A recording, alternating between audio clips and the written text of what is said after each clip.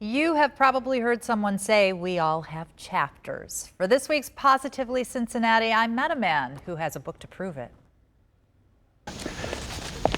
The world is full of stories, and sometimes you don't have to walk any further than your own block to discover them. Take Robert Miller here. People who live in his tri-state neighborhood might not know they have a poet in their midst. Do you find that same support for your poetry that you did for your basketball? No, I think my poetry is new. And as is the case with art sometimes, it was born in pain. Robert had neck surgery. He was incapacitated for months, so he started writing poetry. It became his passion. The virtual keyboard on his phone, his pen. I will never let a day go past that my love does not deepen for thee. He covered romance and religion, nature and adventure, politics and life. Fear is the killer of people's dreams, manufactured out of evidence that never can be seen. All while his son Christopher helped him recuperate. Did you know your dad was a poet? I did not.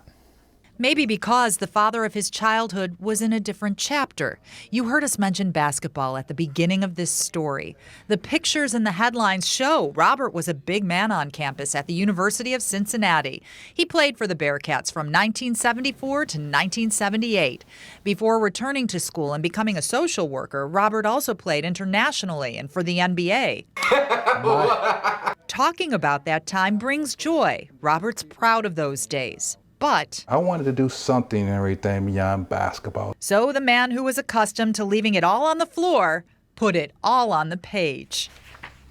You know, I might have touched people in regards to sports, but at the same time, I think I can touch people more in terms of books and writings and words, because words have power. Do you admire him for that? I do. Why? Putting what's in your heart on display for the world is, I think, one of the biggest signs of courage and risk that you can take. He says his dad, the poet, teaches him reinvention keeps life interesting.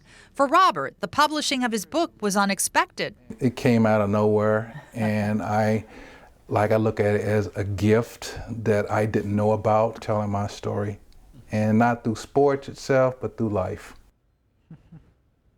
So if you want to see more of Robert Miller's work, which he calls his way of giving himself to the world, you can find his book, The Madness Behind Poetry, online at Barnes & Noble and Amazon. And he has his second book already in the making. Very More nice. poetry, which That's is awesome. Great. Nice story. Thank you. Yeah. I'd love to tell it, love to meet him and his son.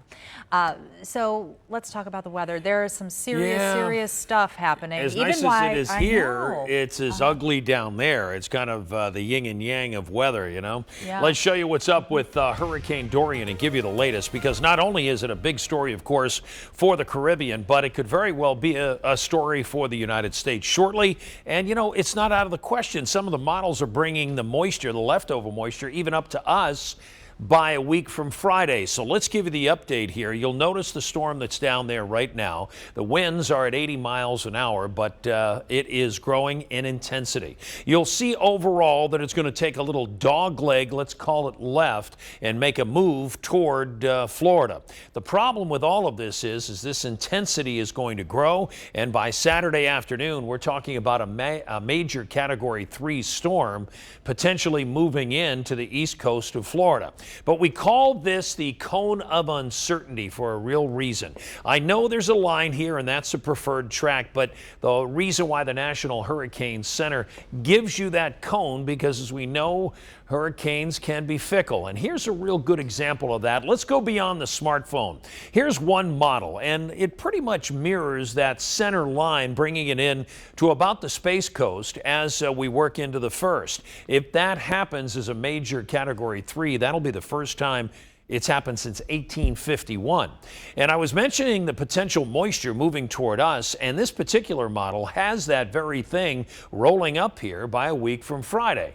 But then the European model, this is another one, it shows the moisture rolling in, but as it gets close to Florida, watch where it heads. Really southern Florida, and then it cuts into the Gulf of Mexico And there it explodes as even a stronger hurricane because of that bathwater that's down in the Gulf, very warm, and it gives it all the energy. So it's far from over and deciding exactly where this is going to be. Hopefully the folks all across there, maybe some of your property or friends or relatives are already preparing, and that would be the good idea.